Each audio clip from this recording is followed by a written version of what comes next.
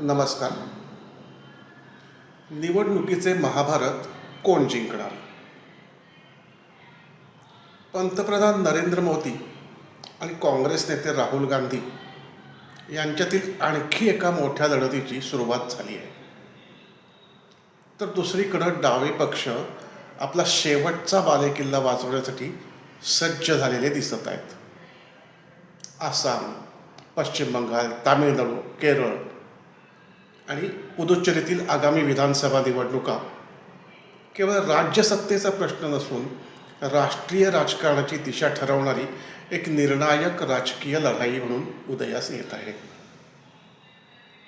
Bharatiya Janata party विस्ताराच्या रणनीतीसह निवडणुकीच्या रिंगणात उतरली आहे, तर काँग्रेस आणि इतर विरोधी पक्ष भाजपचा वाढता प्रभाव रोखण्यासाठी ही शेवटची मोठी परीक्षा मानत आहेत.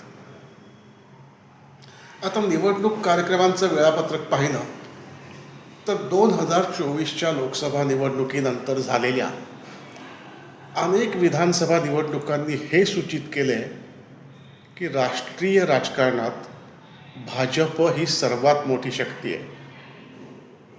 लोकसभा निवडणुकीतील तुलनेनं चांगल्या कामगिरीनंतर विरोधी पक्षांना मनोबल वाढवण्याची आशा होती, परंतु भाजपनं त्यानंतरच्या निवडणुकांमध्ये आपली पकड कायम ठेवली.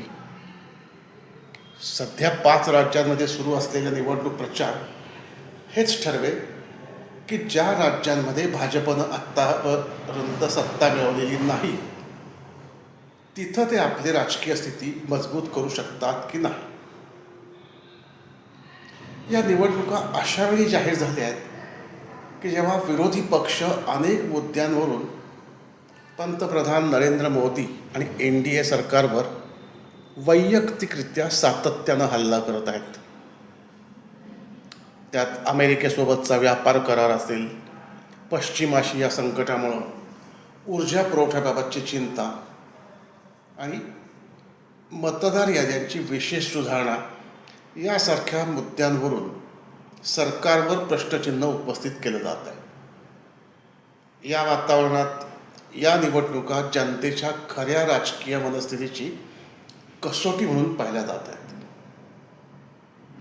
आसाममध्ये भाजप सर्वाधिक आत्मविश्वासाने या निवडणुकीच्या हंगामात उतरत आहे. 2016 पासून राज्यात सत्तेत असलेल्या भाजपला मुख्यमंत्री हिमंता बिस्वा शर्मा यांच्या नेतृत्वाखाली आपण मजबूत स्थितीत असल्याचा विश्वास आहे. पक्षानं बांगलादेशातून होणारी घुसखोरी आणि स्थानिक अस्मितेचे मुद्दे निवडणुकीच्या चर्चेच्या केंद्रस्थानी आणून निवडणुकीचे वातावरण अधिकच तीव्र केले आहे. दुसरीकडं पश्चिम बंगाल, तामिळनाडू आणि केरळ ही अशी राज्य आहेत जिथं आत्तापर्यंत भाजप सत्तेबाहेर राहिला आहे, परंतु यावेळी तो आपले राजकीय अस्तित्व वाढवण्यासाठी जोरदार प्रयत्न करत आहे. या राज्यांमध्ये प्रादेशिक पक्ष भाजपसमोर सर्वात मोठे आव्हान उभे करत आहेत.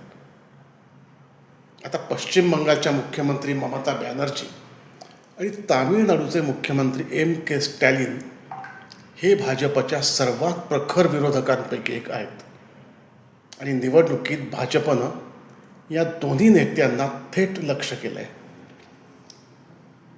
या 4 राज्यांपैकी भाजप केवळ आसाममध्ये सत्तेत आहे, तर पुदुच्चेरी या केंद्रशासित प्रदेशात तो सत्ताधारी आघाडीचा भाग आहे.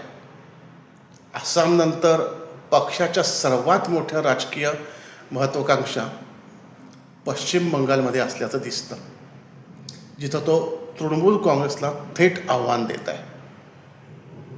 तामिळनाडूमध्ये भाजपने द्रमुकच्या नेतृत्वाखालील आघाडीला घेरण्यासाठी AIADMKच्या नेतृत्वाखाली एक व्यापक आघाडी स्थापन केली आहे.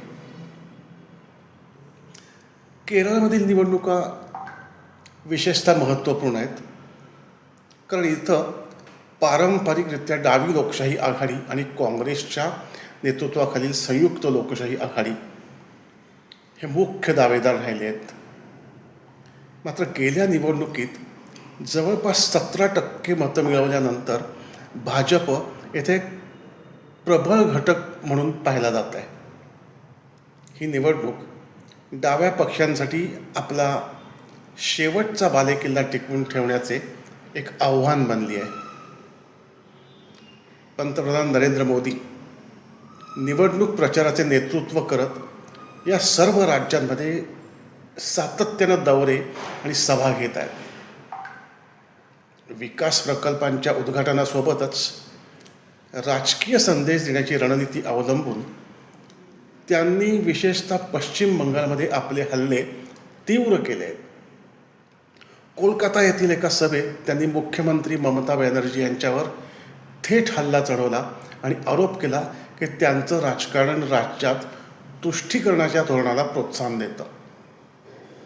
आता भाजपचा दावा आहे की घुसखोरी आणि धार्मिक अस्मितेशी संबंधित मुद्द्यांमुळे पश्चिम बंगालमध्ये व्यापक राजकीय चर्चा सुरू झाली आहे.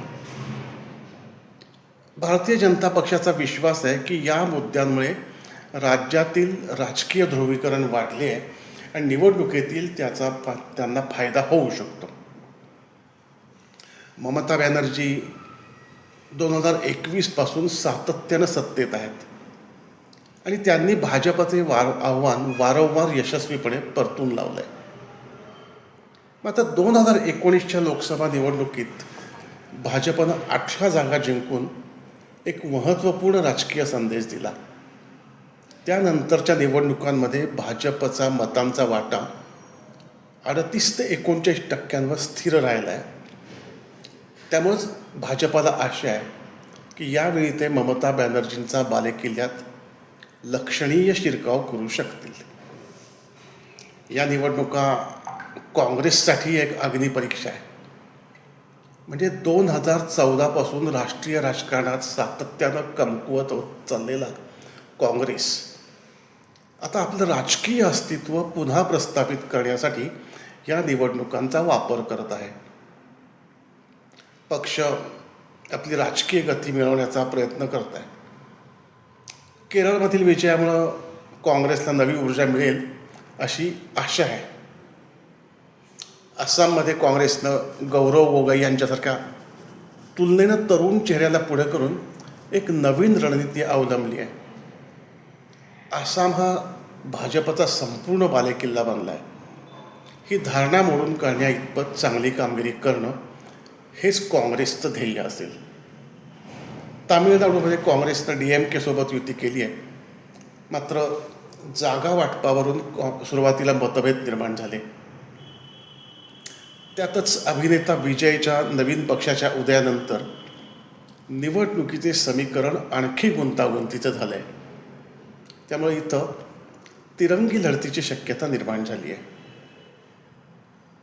पश्चिम बंगालमध्ये काँग्रेसनं यावेळी एकट्याने निवडणुका लढण्याचा निर्णय घेतला आहे. गेल्या निवडणुकीत पक्षाला एकही जागा मिळाली नाही आणि केवळ 3% मते मिळाली होती. यावेळी किमान 15% मतं मिळवून आपली राजकीय जागा पुन्हा स्थापित करण्याचा ते प्रयत्न करतील. एकंदरीतच आसाम, पश्चिम बंगाल, तामिळनाडू आणि केरळमधील निवडणुका केवळ प्रादेशिक सत्तेसाठीची लढाई नाहीत.